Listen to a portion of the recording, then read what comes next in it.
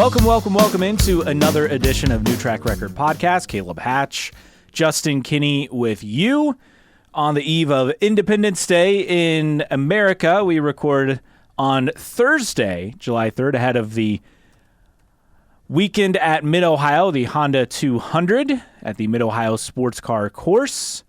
And interesting stats we'll have coming your way for that.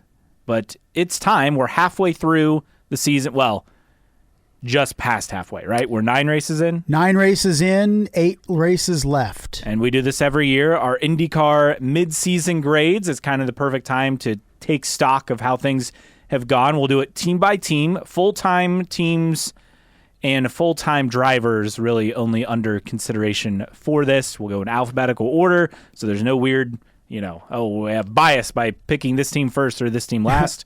That is how we do it every year, and we will get into that. But first, hello. Hello, Caleb. How are we? Oh, we're doing well. I know you're struggling with the little guy. I don't know exactly what the term is. We were talking about it before we started recording, about like when kids get into routine and then they fall out of that routine and it's just chaos. That's where you're at right now. Yes. The what is he? 9 to 11 months. Yeah, because he's 11 months right now, right?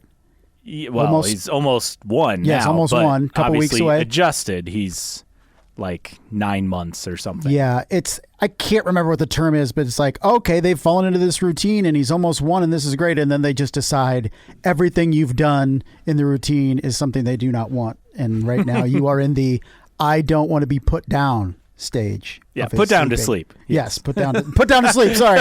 Yes. But I jokingly would say put down many times. You want me to put him down to sleep? Yeah. But that's where you're at. So you are going to grind through the next couple weeks. Hopefully he gets his act together because we have a busy month of July. Yeah, I don't think he's going to get his act together before the end of July. He's not based on what I've been told. We got, maybe till September. So once the season's over. Yeah, right. It doesn't matter. Then it'll clear up just in time.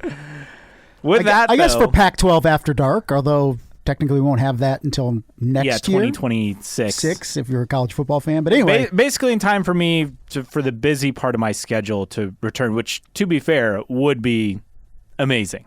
Yes. I mean, the summers are pretty low-key for me, but once it hits late August, basically Labor Day weekend on, pretty busy. Starts ramping back up. But yes. After a week off, we are ramping back up in IndyCar as really this month.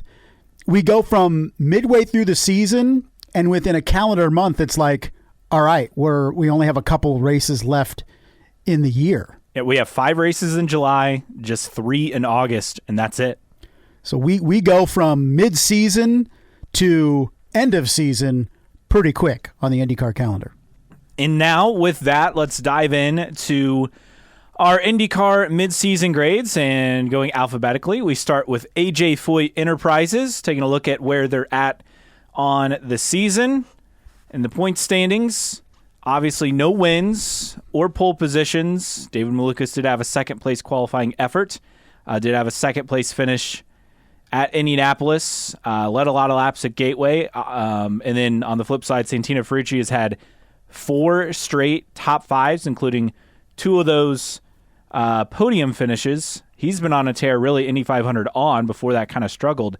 Taking a stock of their season, obviously it's going to be a good grade. I think no, I'm not giving them an A+, but I think you could go A- with where they're at. I think with their competitive level, and also we don't really have to grade them on a curve anymore. Like, they're real expectations. They have 2 solid, high caliber drivers on merit. Yeah.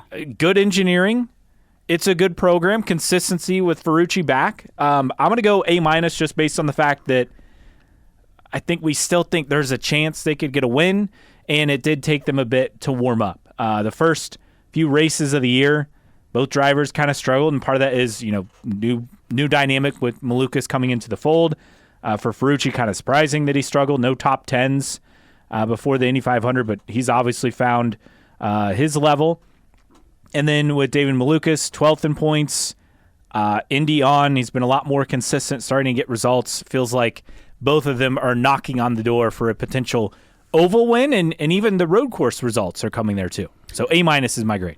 I'll be pretty similar, but I'll drop it to a B+, only because of those, as you mentioned, that first half of the season for Malukas. I think heading into the year, maybe, and not just us, but the entire IndyCar community, maybe had David Malukas rated a little higher because of all the scuttlebutt about, okay, Penske's financing his ride and all this stuff, and is he going to be replacing Will Power? And it's something we still are discussing now.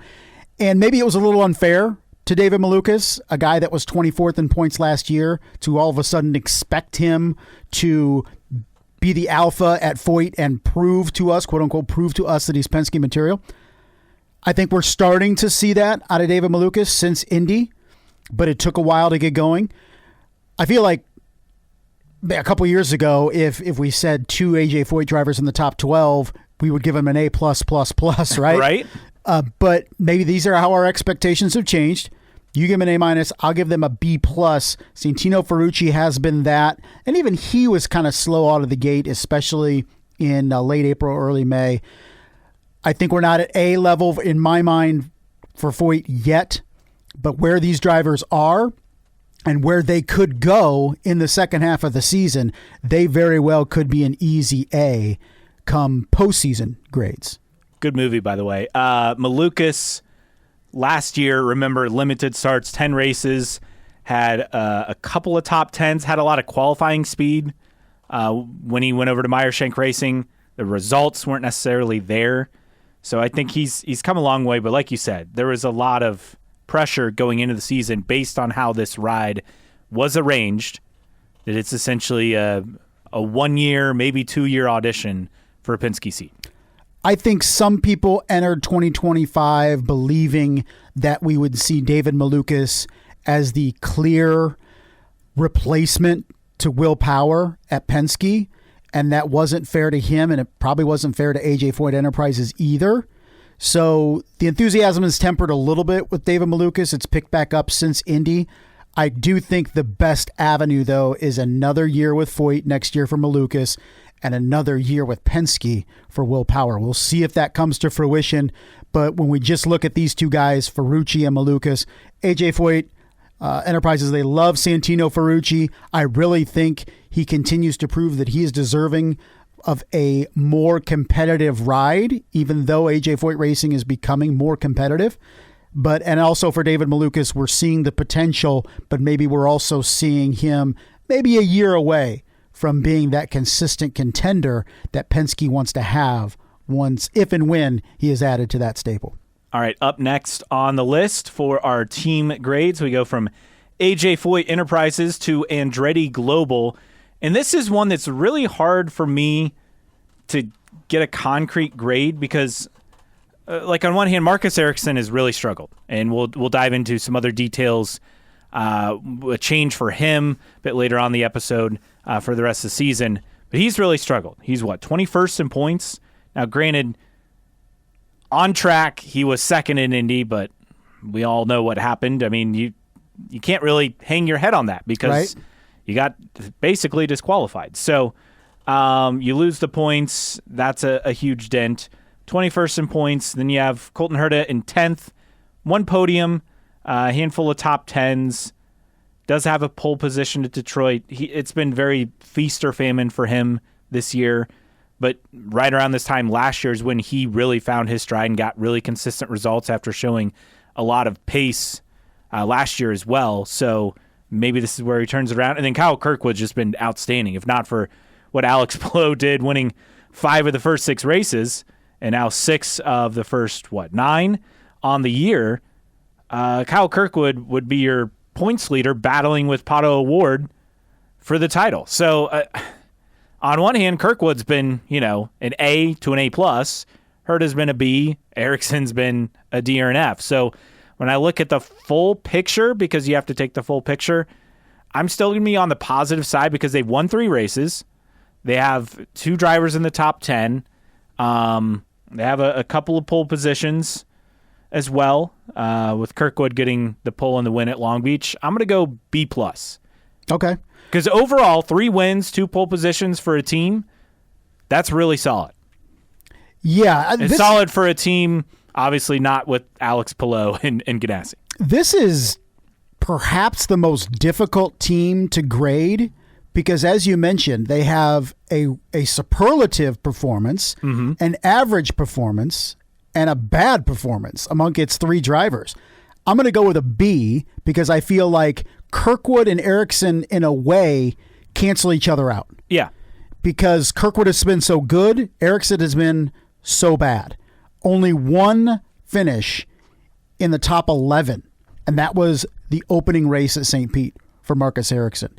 He's well on his way to being out of a ride at the end of the year, if not sooner at this point. Not sure how contracts work, but once we get through July and into August, I think you're going to see some drivers effectively dismissed. We see it every year, and one or two drivers getting an opportunity in the final 3 or 4 races to prove themselves.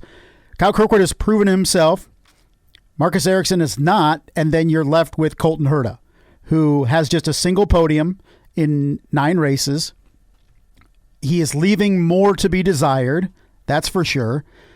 I think we've and this is maybe the most concerning thing for Colton Herta is we're still waiting for him to take that next step and really take advantage of the opportunities presented him and that team. We've talked about it before. It's not all Colton Herta. Sometimes it's the team screwing up as well. Is it a coincidence that Kirkwood started having better results when Brian Herta switched from Colton's stand to Kirkwood's stand? I don't think so. I don't think so either. So when you look and overall as an entity, everything we've read and heard is it's a much more positive environment within Andretti Global. But within that positive environment under the new ownership, you have a driver thriving, a driver that is still kind of trying to find himself and take that next step, and then a driver that just looks completely lost in Marcus Ericsson. So I'm going to go a B for Andretti Global. I think that's fair, and we'll be curious. I mean, like you said, with Ericsson, I think he'll finish the season because I think he's under contract through 26, but he's got to have a solid finish, I think, to stay in that ride for 2026. As we know, contracts are pretty much meaningless in IndyCar. All right, we go to our next team. We've done AJ Foyt. We've done Andretti Global. Time for Arrow McLaren, and another one that feels hard to grade. Pato O'Ward has a pole position. He's third in points, no wins.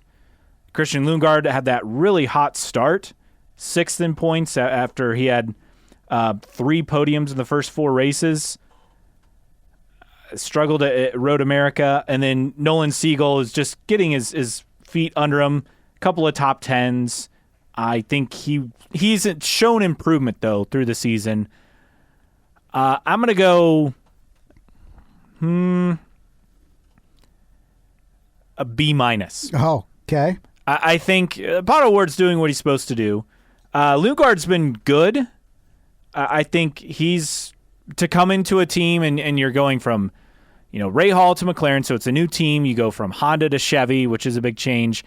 And a lot of drivers complain about how, Pato has a certain driving style and it's hard for people to come in and adjust to that because that's how they, that's a baseline setup.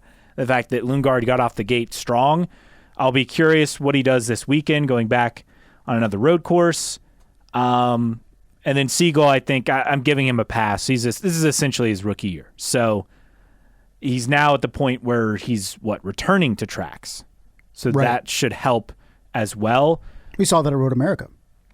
Well, but, in terms of him taking a step forward, right? Solid. Yeah. But for a team with no wins and the Indy 500, Pato was bumped up to third. He was the only one to be a true challenger in that race. They had Larson, and he really struggled at Indy, crashed out. So B- just because there's not a lot in terms of fine results. I think what Lundgaard's doing, I guess, is what I expected. I expected him to be in the top 10 and toward the upper half of the top 10 in terms of, battling for 4th, 5th, 6th in the points. And Siegel, I'm giving him a pass for now. But I just think no wins halfway through the year, it's got to be a disappointment. But still, they've been good. They just have not been great. So B-. I was thinking B-, and then the more I started thinking about it, I'm going to drop it down to a C plus, maybe even a C range for McLaren. This is a team that every season since it joined IndyCar as a full-time outfit has aimed towards winning the Indianapolis 500 and or winning the series championship, neither of which they've accomplished. This year, so far, they don't even have a win. And without Penske's struggles, I think we're looking at McLaren as one of the discussion points and saying, are they going to get a win this season? We know what Pato O'Ward is. Even without a win, he's been very close multiple times. And I think he gets a win before the end of the season. But Christian Lundgaard, 3 podiums in the first 4 races, and then no finish better than 7th since then. And that's 7 with as it was at Indy. I think you're looking at... Which that's a good result. I mean, Correct. I think he's a guy who we think of as he's great on road courses, okay on street courses, and not very good on ovals. For him to get a 7th in the Indy 500, I think was a big step forward for him. I agree. When is McLaren going to get to a point where they have more than one driver that's competing for wins? This team should be better, and it aims to be better. Is Nolan Siegel that guy year 2 and beyond? Maybe. The hope is Christian Lundgaard gets there. I think Lundgaard gets there. Yeah. I think there's a chance he could still win a race this year. But I think for a team that aims to be the apex of the series, winning 500s, winning the series, the fact that they don't have a win yet this year, and I'm not one that's too much that says, well, just because you're doing A in one series, you should be doing A in the other series. But you can also at least feel the pressure a little bit when you look over in Formula One and your 2 drivers are basically competing for the championship against each other, and you're going to win the Constructors' Championship by a sizable margin, and then over here in IndyCar, you can't even win a race yet. We expect them to win a race this year, but I know the turnover... Tony Kanaan being a team principal for his first year, and we talked about it before the season started, it's a big jump for TK into this position. So I don't think that's something we can discount. Not that he's necessarily doing a bad job, but he is still learning on the job. Yes. For sure. Also, going forward, getting Kyle Moyer, who's going to be on Siegel's car, right? I think that's going to help just having someone with that level of experience and working for Penske and Andretti in the past, bringing those things over to the team. And here's how we can tweak some of the things that we're doing. Yeah, that's going to be and a guy who has a voice in the room. Absolutely. To do that. So I think the question is with Tony Kanaan, and I think we already know the answer to this going forward, is McLaren going to be more patient? A person like Nolan Siegel, and I brought it up in previous podcasts about is he kind of on the chopping block? Maybe the McLaren of old he is. Maybe the new McLaren with TK in control, he's not. But especially with him really taking a mentorship role with Nolan Siegel. We saw that even when he wasn't with the team when he missed the 500. So for me, coming back around to the grade, I think it's a C for McLaren because the expectations are higher. Maybe I go a C plus because of TK being in a team principal spot that he's not used to being in. It was a big jump. But this is also a team that prides itself on bigger and better things, and it hasn't really produced those. We move on from Arrow McLaren to Chip Ganassi Racing. This one's pretty easy, at least in my opinion. A+.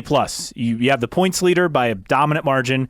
You also won the Indy 500. You've won 6 races. Scott Dixon still top 5 in points.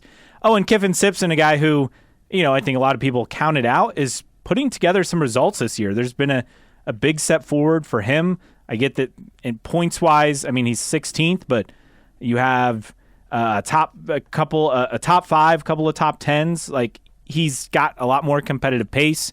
We've seen him make a jump forward. A+. I don't know how you could really ask for a whole lot more out of this team.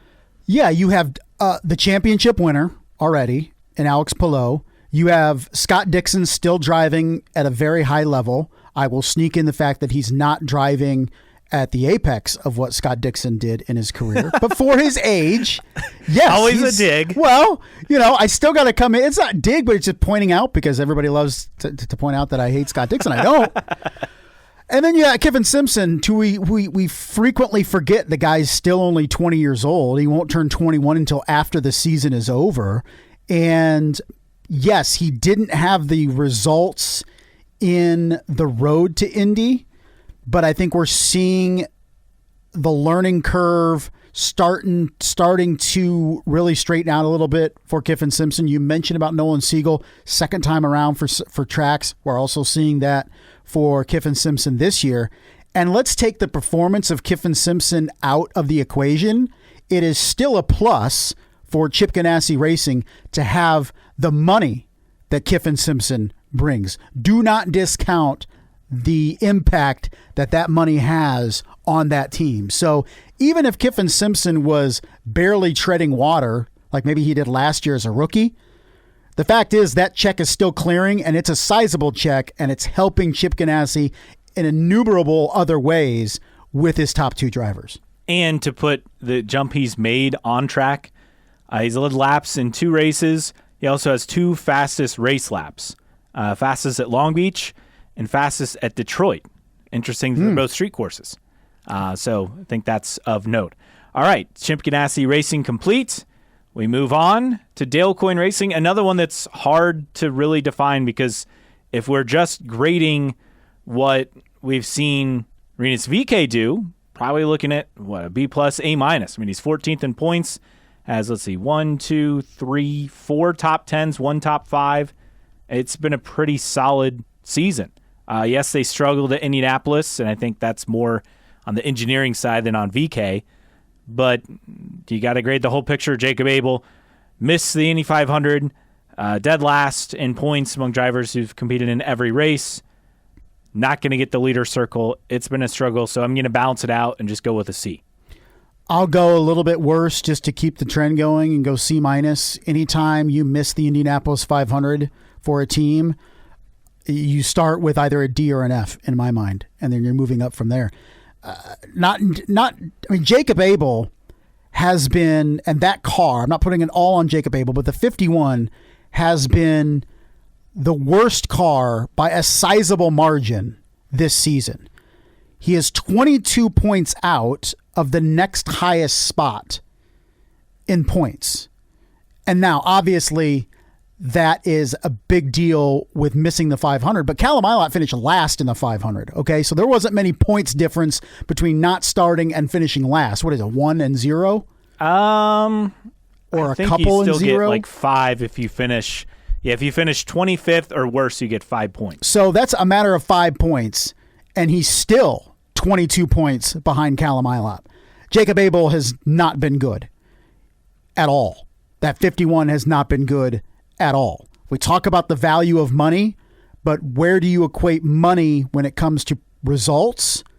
And that's where you have to ask the question for Jacob Abel on does he have a career or does he have a future in a second year in that car?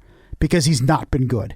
Now, I don't put everything on Jacob Abel for missing the 500 because that team just didn't have pace in May. Yeah, and they made struggles engineering with changes since then, getting Correct. Michael Cannon in the fold and changing Abel's engineer as well. But the problem has been Jacob Abel consistently. We've seen some decent performances. Detroit in 18th is his best finish of the season. Everything else has been 21st or worse. So for me, C-. As much as you can sing Rinus VeeKay's praises, you have to look at that 51 and Jacob Abel and said it's been nothing short of a disaster for that car. And also surprising, right? It's not like he came into the series. He won races in lights, right? I mean, he was competitive. What, he finished second last year? Yeah, lights? I think so. Or series formerly known as Indy Lights, as we call it. But I just think it's been surprising how much he has struggled. Like, I've been very surprised.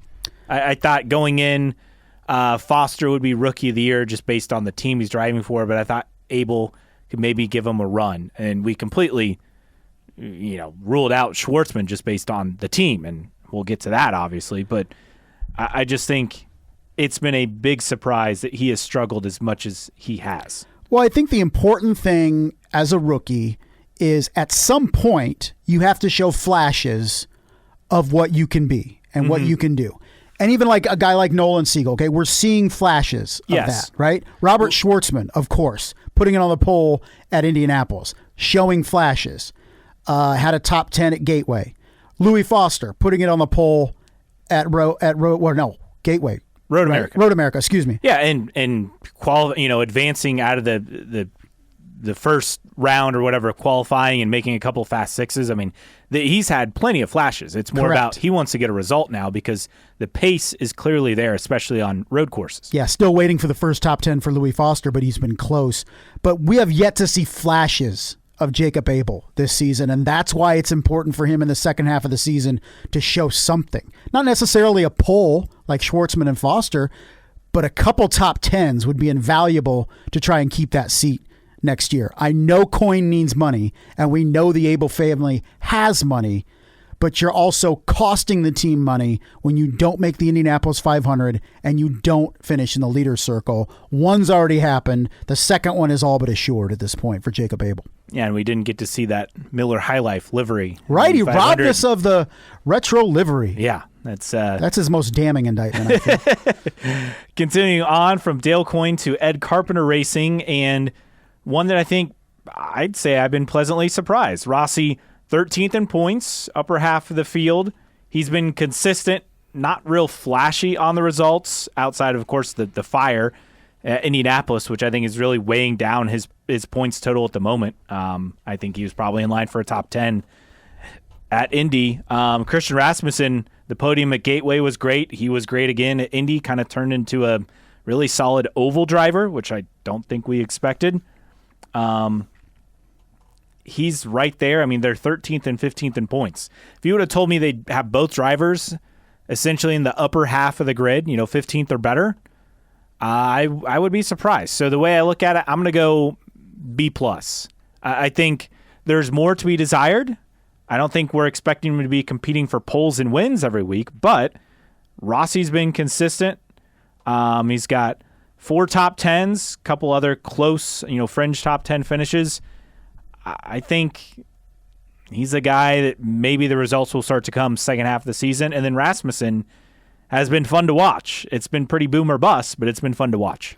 This is the first time in a couple years that we don't enter the second half of the season looking at Ed Carpenter and wondering, are they going to be able to finish both of their cars in the leader circle?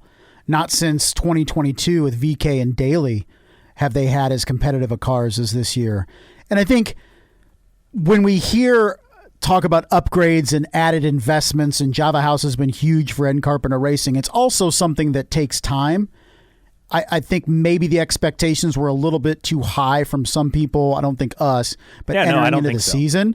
But I think we looked at it realistically, and you have a veteran driver in Alexander Rossi and still somebody that's learning in Christian Rasmussen. But I think the biggest thing for me for Ed Carpenter Racing the first half of the year is there's not an extended drought of results for either car. And I think that's what really doomed Ed Carpenter Racing the last couple of years is once they got into a rut, they couldn't get out, really. But you're seeing some bad finishes. You mentioned the 500 and the fire for Alexander Rossi, bounces back with a top 10 1 week later at Detroit, follows that up with 11th and 13th. Rasmussen had that tough April and May and then bounced back. Also, when you look at him at Indy with that 6th place finish, which was huge for them. And then even Detroit struggled, right? Finished toward the back, then bounces back and gets that 3rd at Gateway. These are 2 drivers that are showing resilience, and I think we haven't always seen that in recent years with Ed Carpenter Racing. I have him a B because of that. We're seeing flashes, we're seeing signs. Maybe that major step that we're waiting for doesn't come till 2026, but I think this is a team that is advantageous to keep these 2 together, right? I don't think there's any question right now that these 2 drivers are back for 2026, and continuity is key when you're growing something. And I think no doubt ECR is doing that. Yeah, I think we went into it.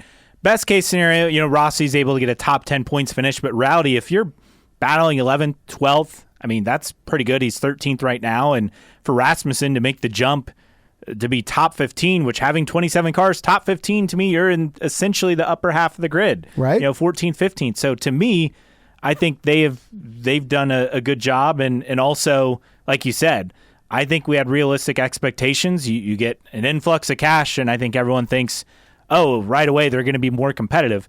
Look, they've had this car, this chassis, everything's been the same outside the hybrid being added last year at Mid-Ohio. It's been the same for so long. it's really hard to get that extra edge. And I think they've done a good job. And to be as disappointed as they were at Indianapolis, at least with Rossi, to not have the result, Rasmussen charged forward and got the result. So I think I've been pleasantly surprised by what they've been able to do. Now, are they peaking? No, but I think they're on the up. And I think that's kind of what you agree with, right? Yeah, and I think for Rasmussen, maybe flies a little under the radar, but we talked about being a rookie and showing flashes, and he was able to last year, despite not racing at Iowa or Gateway, but finished strong. The 2 races at Milwaukee and Nashville, we were really impressed with his acumen on ovals last year at Indy and late in the season, despite not racing at Iowa and Gateway. And then this year, taking that step forward, getting a podium at Gateway, that top 6 finish at Indy. You're seeing those steps forward for a driver that is, doesn't have much experience on this side of the pond. So for a guy that won F2000, won Indy Pro 2000, and won Lights, and has really come through the ladder, it's been really impressive for what he's done. And I come back to this team. You have a veteran, you have an emerging young talent, still in his mid-20s with Christian Rasmussen. So pleasantly surprised. I think they're where we maybe expect. What they're doing now, maybe in my mind, was the apex of what they could do this year, despite all the offseason hype. I said, finish both drivers in the top 15, and I think that's something to celebrate at Ed Carpenter Racing. And if the season ended today, that's exactly what they do. I would agree. We move on to Juncos Hollinger Racing. Connor Daly, 18th in points. Stingray Robb, 24th. Daly, of course, has been good on the ovals. No surprise. Led laps at Indy, was really competing till late in that race, and same at Gateway. Led laps and was competing for the win at one point. But outside of that, this team's pretty much been MIA. Stingray Robb does have the one top 10 ninth at Long Beach, which was impressive because a street circuit and also to lead laps there. And wasn't that, correct me if I'm wrong, a fully green race? Yes. At Long Beach? So, that's an impressive result, but outside of that, it's been a struggle. So I'm going to go C- with Juncos. I thought they were going to take a step forward, having some consistency. Just outside of Connor Daly on the ovals, it just seems like the same old thing. Yeah, it's been tough for Juncos, and the uncertainty now with Brad Hollinger and trying to find an additional investor in that team. I still think it's a team that needs a very significant influx of cash, and I think talent, driver talent. Connor Daly is really solid. You can count on him to be steady. He's going to flash with some results. He's always going to be exciting on ovals.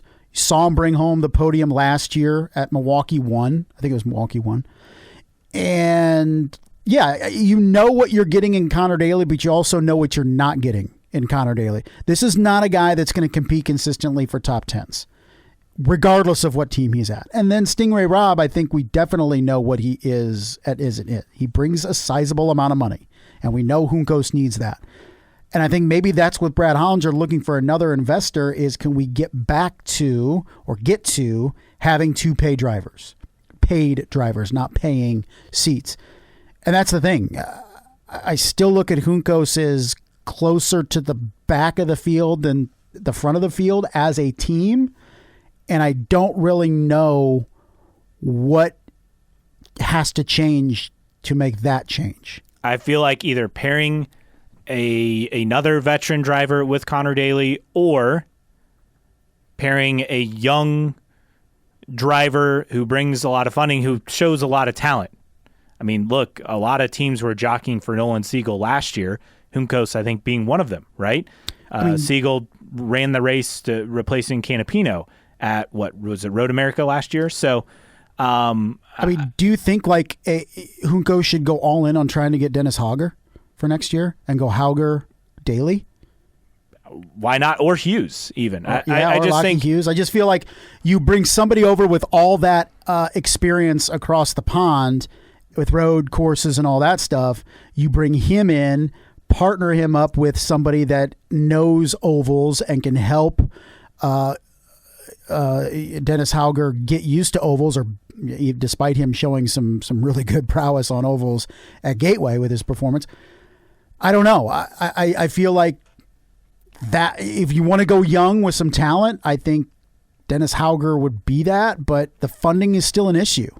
Is Junco still going to have to put Stingray Robb in the seat because they need money?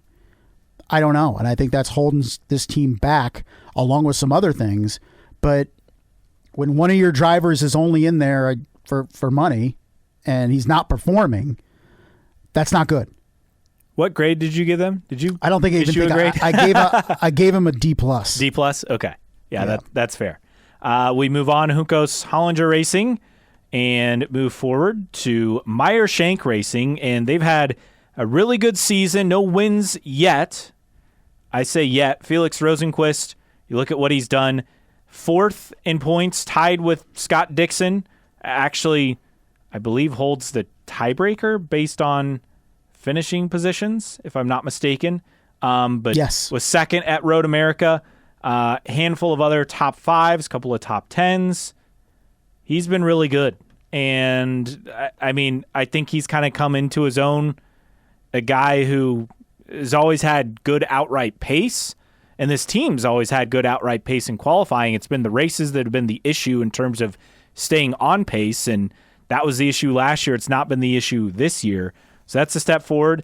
And Marcus Armstrong just outside the top 10, 11th in points, but 3 straight top 10s, including a 5th at Road America. So he's been on a streak since he finished 18th in the Indy 500. I feel pretty good about what they're doing. I'm going to go A-. Yeah, I'll go a B+ just to be different from you. But this is the first year since Meyer Shank really jumped into the series as a full-time team that you really feel like this team can be competitive week in and week out anywhere the series goes. You know, the last couple of years, and even I think we've said it, at least I've said it, is how long can this team lean on winning the Indianapolis 500 with Elio Castroneves in 2021? And I think Mike Shank has said as much at times. Is that was a tremendous boost, but the further we get away from it, the less it means, I guess, in terms of results. But this year, Felix Rosenquist having his best season so far in IndyCar. And I think Marcus Armstrong has shown that he can be a really good IndyCar driver. And the last 3 races, 6th, 9th, 5th, he's got a couple 7ths in there. And it showed pace at times in the month of May and finished mid-pack. But I think it's the first time halfway through the season when we do these grades that you look at Meyer Shank and you're like, yeah, okay, we're getting somewhere. I mean, you had Felix Rosenquist last year, but you had the absolute disaster that was Tom Blomqvist, and then Malukas, of course, coming in the second half of the season. But this is the first time you look at both drivers like, okay, I see what's going on here. I'm seeing growth, and that's great. So I'll give him a B+. You have a solid driver lineup, and much like with Foyt, where you're not going to get guys who are at Penske or Ganassi to switch, or McLaren even or Andretti for that matter, but. I feel like, much like with Foyt, they have the best driver lineup they could assemble, and I think it's a solid lineup, and I've been pleased with what they've been able to do this year. And we think of them as one of the little teams, but when you have a technical alliance with Ganassi, I guess it's a little bit misleading. Okay, this next one, another one that's hard to grade, Prema Racing. Now, they're not eligible for Leader Circle, so we have to keep that in mind. The points results aren't great. Ilott 26th. He has no top 10s. In fact, a 15th at Road America is his best finish on the year. He did advance out of the first round of qualifying at Road America, right? So, that was a step. And then Schwartzman, 22nd, leading the Rookie of the Year standings, that's going to be fun between him and Foster, 104 to 102 down the stretch. Obviously, the Indy 500 poll didn't get a good result, but then a top 10 at Gateway as well. Mixed bag with the other results. But based on expectations going in, what they achieved at Indianapolis, which I think is worth so much. I know we're talking about a pole position, but it's worth so much for a team. I have to give him an A. Really? I get that numerically the results are not great, but for them to come in and we had zero expectations for this team, right? And to go in to win the Indy 500 pole, Schwartzman has a top 10. He's leading Rookie of the Year standings, which I would not have guessed. Eilert has struggled, obviously. No top 10s, but I just feel like winning the Indy 500 pole, what they did there, and Schwartzman getting another top 10 on an oval, like that weights the grade quite a bit. We've seen teams come into IndyCar and really show just how big of a learning curve they are on. Anywhere from full-time teams like Carlin to Top Gun Racing and others that aren't coming to mind right now. But if there's one thing that Prema has proven through the first 9 races is they belong, right? They're not in the picture for all the right reasons. You don't want to really pull attention to yourself with constant DNFs and issues in the pits and bad mistakes on track and bad strategy calls and mechanicals that are like basic, right? And Prema has largely ignored those. I mean, they had some, what was the one thing where they had, was it the gas line or something Thermal like that? with the electrical fire in practice for Schwartzman. Which was kind of like a basic thing that they should.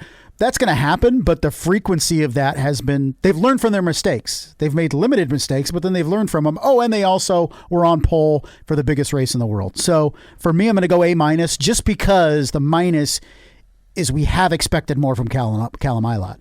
We know that Prema isn't eligible for the leader's circle. We know that. And both of them are right now below the leader's circle. But we knew that we're going to be part of that anyway. So for what Schwartzman has done and the stability that this team has shown that has come in, we already had a hot shot junior team try to come over here and bring all its acumen that it learned with Carlin and try to be in IndyCar. And that was a team, correct me if I'm wrong, that did lights first for a year and then jumped into IndyCar. Chilton ran lights, won some races in lights. Prema comes over here as decorated as Carlin in the junior categories in Europe, jumps right into the deep end in IndyCar, doesn't go to lights first, and has largely shown that it can be competent. And that's where the bottom line is, right? If you can start with competence and then move your way up, that's a good sign. And so I've been very, very impressed with Prema. If anything, obviously the 500 pole is at the top, but also not getting attention for all the wrong reasons. And I think that's been, outside of the pole, the greatest attribute for Prema this year. So I will go A-. They're not completely out to lunch. And I think that was maybe the fear coming in. Anytime there's a new team, it felt like with Carlin, they came in, it felt like there was this arrogance, if you will. They said all the right things, but I don't think they never said, though, that's like, oh, this is going to be really, like, it never felt like they said, oh, this is going to be really hard. We're just trying to get experience right away. Whereas it feels like with Prema, they're like, yeah, this is a big learning curve. We're showing up. We're going to do our best, but we don't have these insane outsized expectations I feel like Carlin had. I feel like Carlin was of the philosophy that we're going to take everything we do in Europe and we're going to apply it in IndyCar and it's going to work. And it obviously didn't. I think Prema has taken certain aspects of what works in Europe, but also been open to other things on what it can and cannot do in the States and in IndyCar. They still have a tremendous amount to learn, obviously, but for a first season, for a team that admitted we have zero expectations for this season, never in a million years, not only did we think they could be on pole, but I guarantee you Prema didn't think they could be on pole at Indianapolis. To do what they did there was phenomenal. I think the rest of the season, maybe not the results there, but for a team that we didn't expect much results to begin with, I think they've been very good based on the limited expectations we and they set for themselves. And now moving forward, you wonder, can they keep Robert Schwartzman? Right? I mean, Prema has money. I think that's the part that I think people maybe don't understand. They have funding's not an issue. I get that there may not be tons of stickers on the side pod, so to speak. But funding is not the issue with Prima. Really, it's more of, will they get bored with this? Well, I think the thrill of being on the pole at the 500, I think, is at least for a year or two they're not going to get used to, or not going to get bored with that after the emotions of that. That's for sure. No, certainly not. From Prima to Rahal, Letterman, Lanigan Racing, taking stock of where they are at on the year. Graham Rahal, 19th in points, just one top 10. That was the 6th place finish at the Indy GP, where he probably felt like he should have won the race. They got the tire strategy wrong. Outside of that, though, it's been a struggle. No finish better than 11th, and that was at Thermal. Then you look at Louis Foster, obviously the pole position at Road America, 11th place finish there. Led laps, including leading at the start of the race, which I think was a big step. Led laps in a couple of races on the year. Also had another 11th place finish earlier at the Indy GP, where he also had a Fast 6 appearance. His qualifying pace, if we were just grading on Louis Foster's qualifying pace, it'd be like an A-, right? But that's not the case. And then Devlin DeFrancesco, no top 10s, best finish of 11th at the Indy 500. Did lead some laps there. But overall, another forgettable season, to be quite frank. The Indy GP and the pace that all three drivers in the Fast 6, that felt like the high point along with Foster's pole position. But, the unfortunate random failure at, Detroit? Yeah, with all Foster. 3 cars, yeah. All 3 cars had issues. And then obviously Foster's crash with Newgarden, who was leading at Gateway at the time. And Foster caught, again, in another crash first lap. Not his fault, mind you. Yeah. At St. Pete's. It just... it's the potential's there, right? Is it? I think it is.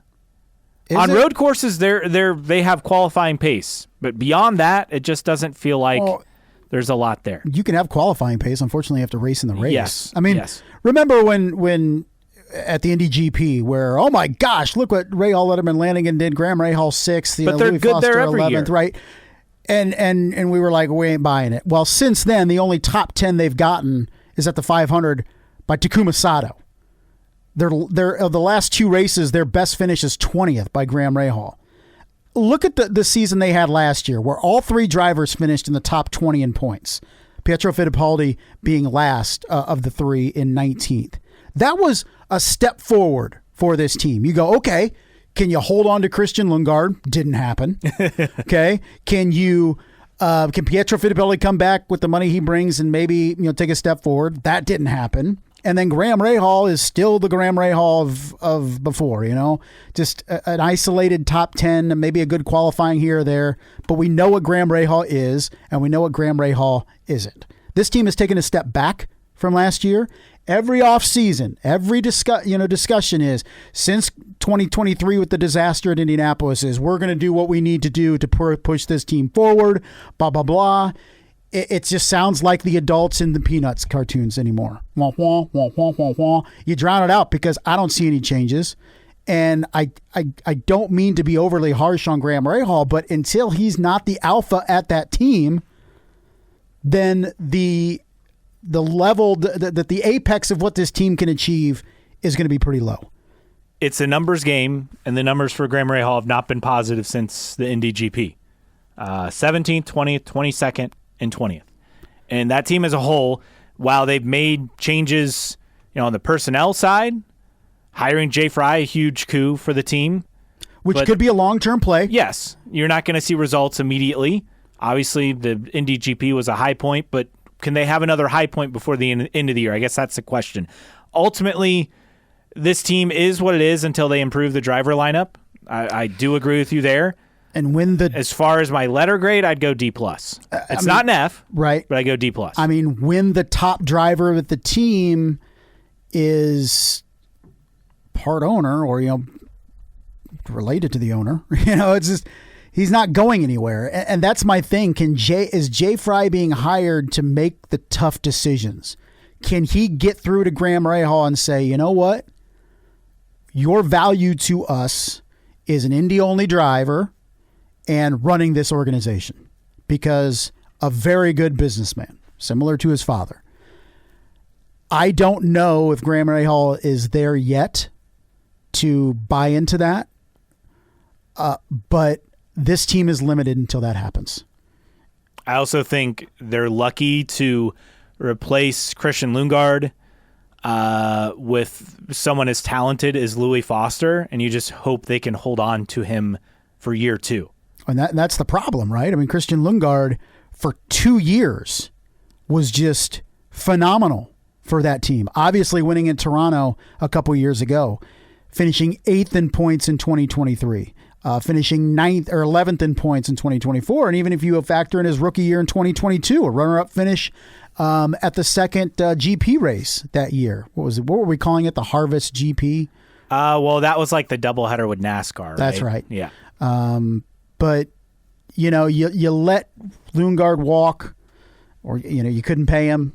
It's been a step back for Rahal, Letterman, Landing, and they're just, for me, I think insignificant is too harsh, but they're just a non-factor in every way in this series. You know the meme of like on social media where it's like a picture of a broken, what is it, like record player or whatever, and it says like, does not work, but could be fun to fix. I guess that's kind of how I feel. Maybe that's about Jay Fry's. Like, could be fun to fix. The pieces are there if you fix it. And I think certain pieces need to be removed from their current positions to succeed, to take the next step. We've talked about several teams that we feel are on the up and up. Ed Carpenter Racing, namely being one of them. Meyer Shank is getting there. Where's the optimism? We felt that way last year for Rahal, Letterman, Lanigan. Now they've slipped back. And I don't know what can be done outside of major change. I mean, they've changed everything. They've changed engineering people. They've changed strategists. They've changed all this stuff. Now it's Jay Fry. And it's like, what else can you change until you look at your number one driver and say, you know what? Maybe that's a place we need to stop. But when that driver is in the name of the team, that's not an easy conversation to have.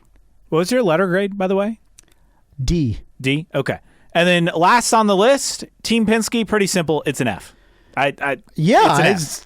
I don't really, there's not a lot for me to say. We'll grade on a curve, and it's a high expectation for Team Penske, and there's nothing to like whatsoever. What, 3 podiums total? One for each? And throwing a cheating scandal at qualifying the biggest race of the season. I mean, would you add a minus? 3 team officials. I mean, you can't go lower than an F, so it's an F. I'll go F minus. It's our grades. Who cares? We can do whatever the hell we want. Yeah, it's been nothing short of a disaster for Team Penske. The driver that was most likely to be replaced in this offseason is your best performing driver.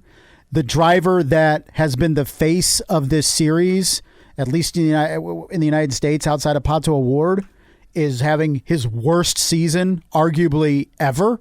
17th in points, 1 podium, 2 other top 10s.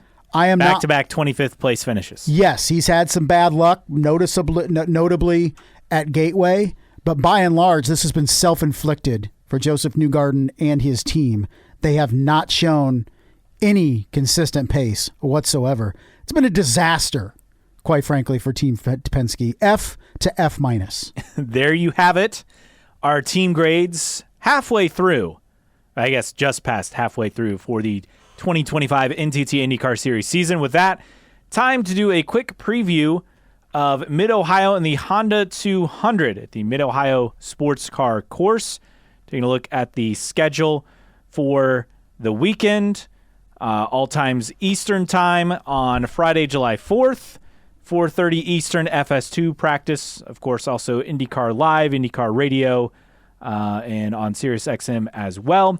On Saturday, July 5th, 10:30 a.m. Eastern, FS1 Practice 2, qualifying 2:30 Eastern on FS1. Then on Sunday, warm-up, 9:30 a.m. Eastern, FS1, and coverage starts at 1 Eastern on Fox for the weekend. And you look at this event, and it's become one of the bigger ones on the schedule. I think it's a testament to IndyCar, to Honda, obviously, big supporter of this race and what they've been able to do. Green flag approximately 1:22 p.m. Eastern. I mentioned Sirius XM channel 218. And Justin, some interesting stats for this race that I want to kind of rattle off to you that I came across. Yes. First off, and let me find them through the Twitter machine. Interesting things to note. There's a couple of changes for this weekend. The road course will be 90 laps, which I believe is up. It's been 80 laps the last 4 years, going back to 90 laps for 2025, which means it'll be a 3-stop race. I think that's a positive. Okay, should be, unless there's a bunch of caution, Which, Mid-Ohio, usually you're not getting right. a lot of cautions at this race. In fact, you look at where it is in terms of cautions, there was just one last year, early in the race. And then the other thing, there's a change in the track. The banking on the S's, the start turn 4, reduced from 4 to 2 degrees. So they changed the track surface. I thought you were going to say it's now banked like Talladega. No, not quite. So those are some stats of note. And then another stat of note in terms of results at Mid-Ohio over the years, if I can find it, of course, as I continue to scroll. 8 different drivers have won the past 8 races, and all 8 will be in this weekend's race. How about that? So do we have a 9th in 9 races, or one of those 8 wins? So here's the list of drivers. Obviously, you've had Pillow, you've had Dixon, Pato, Joseph Newgarden, Alexander Rossi, Will Power, Colton Herta, Scott McLaughlin. Those are the 8. Okay. So, and did I say Scott Dixon? I thought you did. Yeah, I did say Scott Dixon. Okay. Obviously, I mean, that's the one driver who's won a lot. But 8 different drivers have won the past 8 races at Mid-Ohio, each of them here. So you look at a possible wild card. I mean, who would it be beyond that? You have all 3 Penske's. I mean, Kirkwood, I guess, would be the outlier. Yeah, that's true. I think it comes from one of those 8, though. Yeah, I think Pillow, so, too. Looking at you. Yeah, pick to win, I'm going Pillow. You would. Well, in 2021, we went through the first, 9 races without a Penske winning, and at some point, one of them have to win, right? Right? I will go Will Power to win. At some point, you would think Chevy would win a race as well. Yeah. So there are a couple of things going on with that. But that's a look at preview for Mid-Ohio coming up on a Sunday. Should be interesting. Again, bumping it up to 90 laps. We'll see how that changes the strategy. If you agree or disagree with us on our mid-season grades, we'd love for you to interact with us. You can always find us on social media. Our handle on Twitter /X is IndyCar Podcast. That's the same handle as well on Instagram, on Facebook. Just search for New Track Record. You can email us your questions, comments, rants, concerns, newtrackrecordpodcast@gmail.com. And support us via Patreon, patreon.com/newtrackrecord. Thanks to Xavier and others for their support. And as always, download and listen on your favorite podcasting platform, whether that is Apple Podcasts, Spotify, or wherever you find your podcasts. Mailbag, and kind of shorter this week, rightfully so, in terms of entries going on, taking a look at what we have and a lot of thoughts on the schedule. First off, this was a good question, and we started a poll on it. But Ferrari_podcast sent us this. If you had to create a crossover weekend with F1, IndyCar, NASCAR, what track would you choose? Now, they went on to choose Silverstone, which is, I think, what you chose. I chose Silverstone. I was thinking in the States. North America, and to me, it'd be Watkins Glen or Road America, or I know a lot of people said the Indianapolis Motor Speedway, where you could do the road course, which, again, they modified since F1 raced there, so they probably have to make some changes again.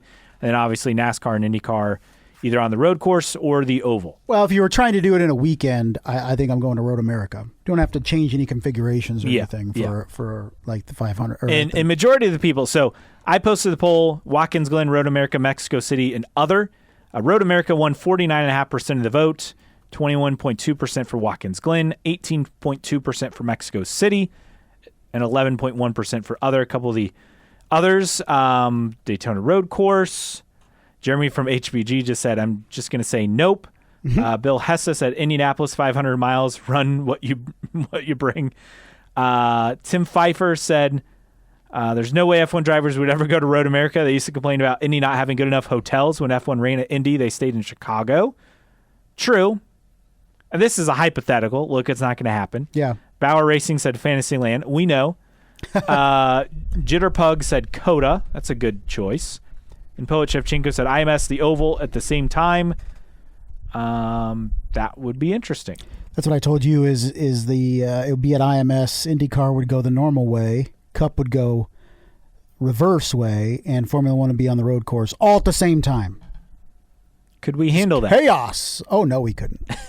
We definitely could not. That's a couple rules being broken. Yes, it sounds fun. And then Andrew Howard said, if IndyCar and NASCAR run on oval while F1 runs the road course at the same time. So a lot of people with that same thought process. And then some schedule stuff in terms of where things are at. This is a idea on what IndyCar could do. Kyle Conley, 59, said, what if Laguna moves up to that spring gap so it goes St. Pete, Arlington, Laguna, Mexico, Long Beach, Barber, and then the month of May? Something's going to get moved, and I would think Laguna would be the option, even though the weather's not going to be great that time of year. They got to do something, right? Yeah. I don't know how it's going to work without them not moving a race up for 2026. Well, and the thing is, too, I think about it. We have, 5 races in July? Yeah. Next year, for an entire month, from mid-June to mid-July, you have the World Cup going on, of which Fox has the broadcasting rights. So we're all hyper-focused, or many of us are focused on that potential gap in the early part of the season. There's going to be some other movement as well, because IndyCar can race some of their races in that span. I don't know if they're going to be able to fit all of them, especially if they're all going to be on Fox. So I think it's going to be a funky one-off schedule next year because of the World Cup. And I know people are really focused on like, okay, this weekend's this weekend's this. That's a lot for me to digest. I just look at the weeks. Okay. Yeah. If we have 1 3-week break, for me, that's fine. Perfect world, every other week, IndyCar's racing. Quite frankly, IndyCar doesn't have enough races in my mind to do that every other week. So we'll see what happens. I just come back to the fact that they wouldn't drop thermal if they didn't have something slotting in there. Right? That's what I keep coming back to. I said that last week. And right. I mean, so I trust IndyCar to have a plan for this, to not have a full month off. And maybe our trust is misguided. Yes. That's the where exact word I was going to use. That's where my thinking ends on this is IndyCar wouldn't drop it if they didn't have something else to go there. Yes. And that's my thought. And I'll wait until this schedule comes out and criticize if need be. I would agree. Meanwhile, poll question you had posted, July 4th weekend priority. IndyCar at Mid-Ohio got 79%. 6.5% said Cup in Chicago. 3.2% F1 at Silverstone. 11.3% of you said fireworks. A couple replies to this. FitJ1983 said Mid-Ohio has been awful the past several years. Left early last year just to get home to catch the last 10 laps of Chicago. So I'm going to Chicago this year. Chicago has been fun, and I think Mid-Ohio is usually not the raciest of venues. I do not disagree. Fun event to go to.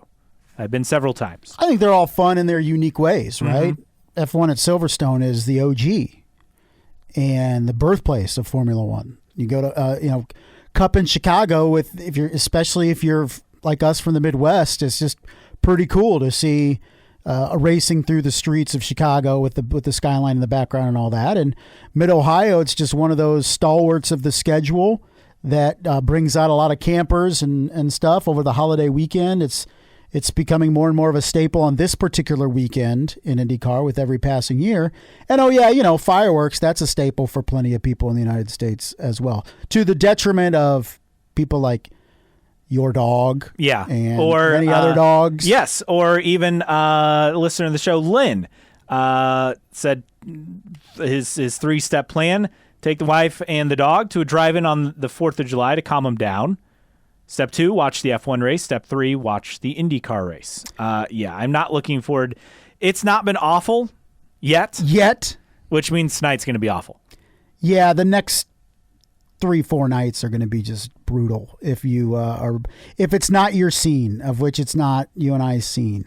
I like professional fireworks. I do not like personal fireworks. We'll go out tomorrow night and watch our town's fireworks, but that's it. That's as far as we go. I mean, maybe some sparklers. Or is that what they're called? The light sticks. Yeah, sparklers are fine. Sparklers, those sure, are pretty harmless. The pop ones, you know.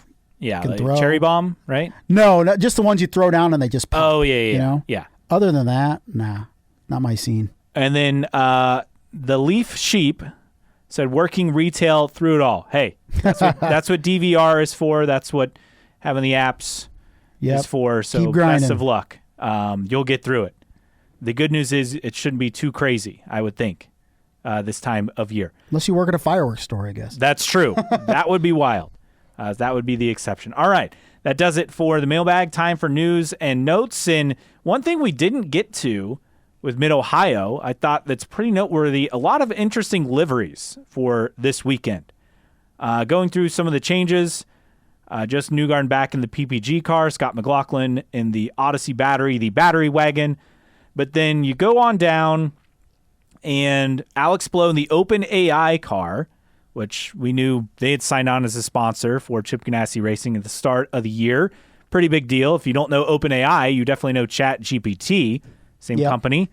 That car looks very slick, kind of a black and blue color scheme. Kind of like a matte blackish. Yeah, maybe? It's very nice. Other notable changes for the weekend. Kyle Kirkwood will be in a Honda-branded livery. For their announcement that they're staying in the series? Who knows?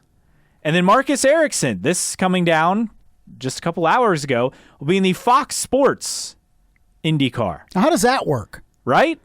Is that just, hey, you're without a sponsor for that weekend, so you're like, hey, Fox, what about this? On one hand, I guess I'm confused. On one hand, it's like, for people watching on TV, it looks silly, but for people there at the track, it's an activation opportunity. It's a driving billboard. Yeah. It's like, hey, Fox Sports. And believe me, we're diehards, and if you're listening to this, you're probably a diehard. But a lot of people, there are thousands of people who go to races who probably, you go every year because it's a family event or whatever. But you probably don't even know how to watch the races on TV or when the next race is, whatnot. We know this because the Indy 500 happens every year, and it got 7 million viewers this year, and we're happy with 1 million viewers the following race. So that kind of goes to show you. Did we ever have an IndyCar on NBC livery? No, not in a race. I didn't think so either. We had a show car and stuff, but yeah. Huh. And then Felix Rosenquist in the Ozzy Osbourne Black Sabbath Sirius XM car because they're having their last concert coming up.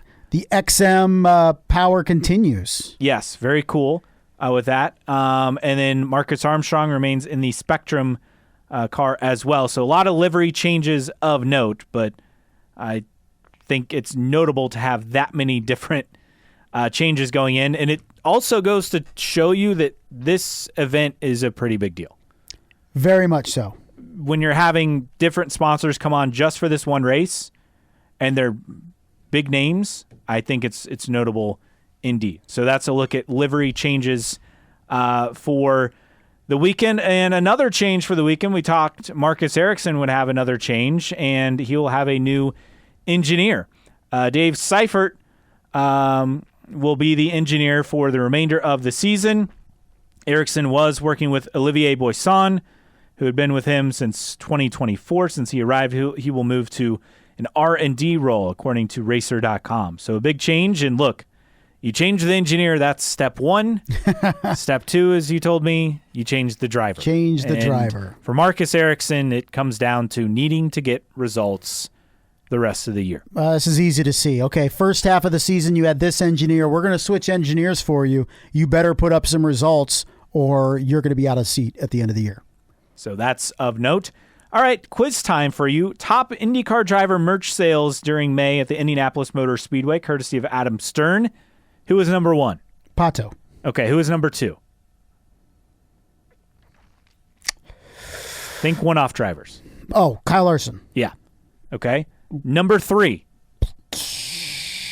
Joseph Newgarden. Correct. Oh, really? Yeah. Number four. Alex Palou. Different Alex. Alexander Rossi. Yes. And then fifth. Alex Palou. No, Scott Dixon. Okay. So there you have it. Your top five in merch sales during May at the Indianapolis Motor Speedway. A couple of notes from the Racer.com mailbag from Marshall Pruitt. Some interesting things on the schedule and the future with that. He said, thought we'd have the schedule soon, but it might be a month or more out. Road America in late June has been a staple, so don't expect a change there. My guess is we could get it before the season finale, which I think we've had hope. Most years. It's been that. Last year was super early. Yes, we were just spoiled based last on year. Last year we had it in June. Is that right? Yeah, it was right after the 500, I think. I think so. Weeks. It was very, very early. Other notes on scheduling. Pruitt said, when I asked about Denver last month, I was told no sooner than 2027, still in its formative stages. A track that runs around the Denver Broncos NFL Stadium is possible. So keep that. I've never been around their stadium. I don't know what's around there. Yeah, I haven't either. I've been to Denver, but not Yeah. by the stadium as well. And as far as a future race in the Northeast, Pruitt said, not yet on a potential IndyCar race, but the series knows it's a glaring omission from its offerings and has spoken in a tone that suggests it is serious about addressing the issue. Is it? So what does that mean? Does that mean expect a race next year? Does that mean expect a race in the next 2 to 3 years? What does that mean? There's a lot of options up there. If you're looking at an oval, you got Pocono and Dover and New Hampshire. Are they trying to figure out a street course or something? I don't know. Boston? I mean, does return to Watkins Glen count the Northeast? I don't know. That would count for the Northeast in my book. We've heard in years past, kind of Pittsburgh being thrown out for a street race. I don't know. What's it look like? I still think it'd be, at least in you and I's mind, easy to go back to Pocono, but I know we don't know the whole situation. I get why people wouldn't want to go back to Pocono, especially the paddock, but you're also race car drivers and things happen. So, but does Pocono want IndyCar back? All questions that we have no idea what the answers are. A couple other news on current races. Java House is the new title sponsor for the 2025 Grand Prix of Monterey. That was the lone race that did not have a title sponsor the rest of the year. So it's the Java House Cold Brew Coffee Grand Prix of Monterey coming up in late July to wrap up the July schedule. They're running a deal. Java House GP, 27% off online and in their app as well. So I didn't know this. They have like a dozen stores in Indiana. Yep. But then obviously you can order stuff online, and that's, I think, where their customer base is growing. Same company that does Splenda and Stevia as well. So they're really growing, and I think the metrics from what I saw, something that Adam Stern posted last week, that they've been very impressed with what has happened. And there's a Java House like 5 minutes from my parents' house in Westfield, and I checked it out, and it's pretty good. So, and I'm not a coffee guy, but they do have like teas and energy drinks and stuff. So like at the Indy 500, I tried a peach tea sample, and it was really good. Really good, huh? Basically, I mean, it comes like in a pod. You basically add water. You pour the little pod in, and then you add water, mix it up, and it was quite good. Very nice. Now, is it they serve it to you, or you just buy it? Okay, gotcha. Like they serve it to you. You can also just buy the pods online. Okay, so on their website. So if you're curious, Nice. Check them They out. have obviously they'll have their promotion team there as well with the coffee and tea bar like they had at Indianapolis. This article confused both of us. Juncos Hollinger Racing looking to F1 Tech Alliance, MarshallProRacer.com. I guess I was confused. Instead of looking at an IndyCar alliance, they're looking to F1, and I guess I just didn't understand beyond the fact that Brad Hollinger obviously used to be a part owner of Williams Racing in F1. Yeah, I know. What's it benefit an F1 team to partner with an IndyCar team? Like they can partner with F2 teams and F3 correct. teams. And if they had staff that they couldn't use because of cost caps, wouldn't they loan that staff out to F2 and F3 and F4 teams, right? I didn't understand it. Maybe there's some reasoning there that I'm missing. It's Brad Hollinger thinking outside the box, and that's fine. I just think it's an empty box. We shall see if anything becomes of that. Speaking of other teams, Andretti Global moved into their new race shop. No, not the one you're thinking of in Fishers, the Andretti HQ, because the IndyCar team can't be there because the F1 team can be the only team in that shop. So they bought the old Indianapolis Star production center, the printing press building, essentially, and they're working on moving into that. Nathan Brown of the Indy Star had a good article talking about that transition. Who's moving into what used to be the Andretti shop? McLaren. And they'll be moved in by the end of this year. And the press is still in there in that building. Yes. So I know exactly where that building is too. So that'll be interesting. Yeah, it's not too far from the Speedway. What is it off? Georgetown Road? Is that right? So, yeah. So I thought that was a fascinating move that they did. And speaking of McLaren, Kyle Larson said, I don't have any desire to do the double again. Not that we expected him to do it again, but he said that last week at Atlanta. I did see a couple days ago, single-day tickets now are on sale for the Grand Prix of Portland, and I was like, that's 5 weeks away. Why are they just starting tickets now? Now, you could buy multi-day tickets already, so they've now opened it to single-day tickets, because at first I was like, what? But right? I got clarification when I read the story. Single-day tickets are always the last to be offered. Yes. You want the multi-day tickets, and hopefully the crowd shows out to Portland because I feel like that is a race that could be on the chopping block. Yes, and as we've heard, nobody likes going to Portland for whatever reason. But then you wouldn't have a race in the Northwest. And that'd be funny because how often did we hear, the IndyCar needs to be in the Pacific Northwest? They are. And if it went away from Portland, it wouldn't be too long until they started saying, hey, we need a race in the Pacific Northwest. And then it starts again, trying to figure one out. That does it for news and notes. Anything that we missed? I don't think so. Just looking forward to the marathon of races we have over the next 4 weekends. 5 races, 4 weeks. Within a month's time, we'll be talking about the end of the season. Close to. Hard to believe. It goes fast. That it does. With the condensed schedule of so many races in a short period of time. No tweets of the week, so we move to our random split error driver of the week.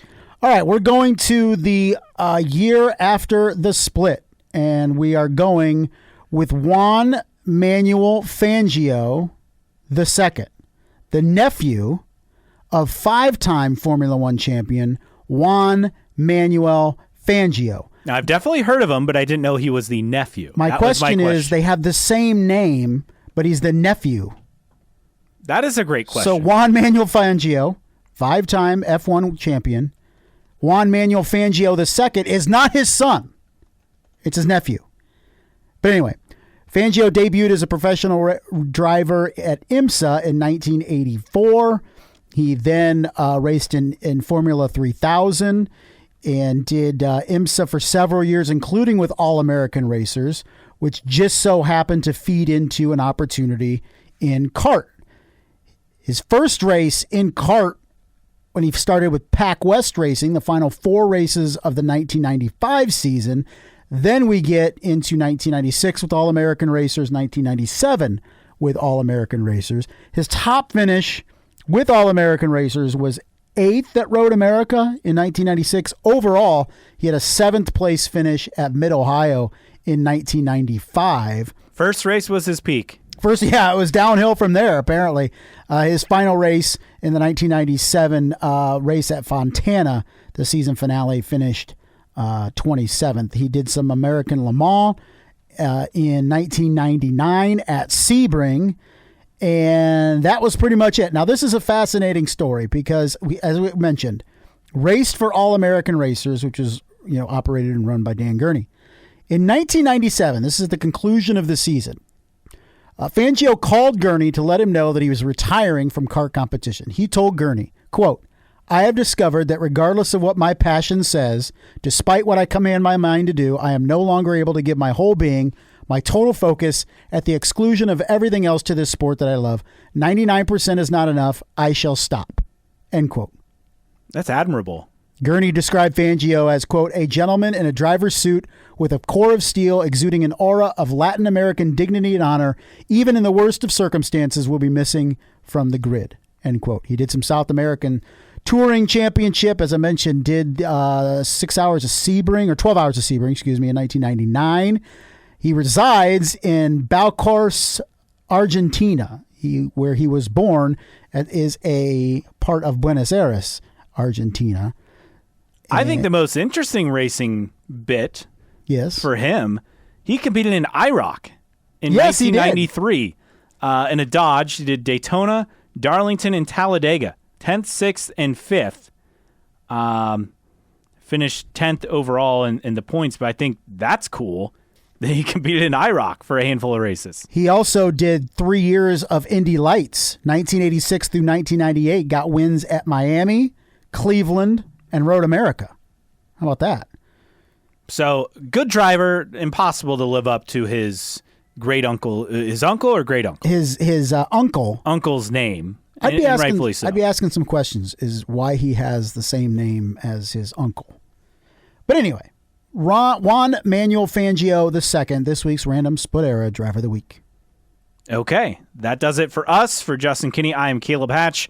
We will return next week to recap the Honda 200 at the Mid-Ohio Sports Car Course. Thanks for listening to New Track Record Podcast.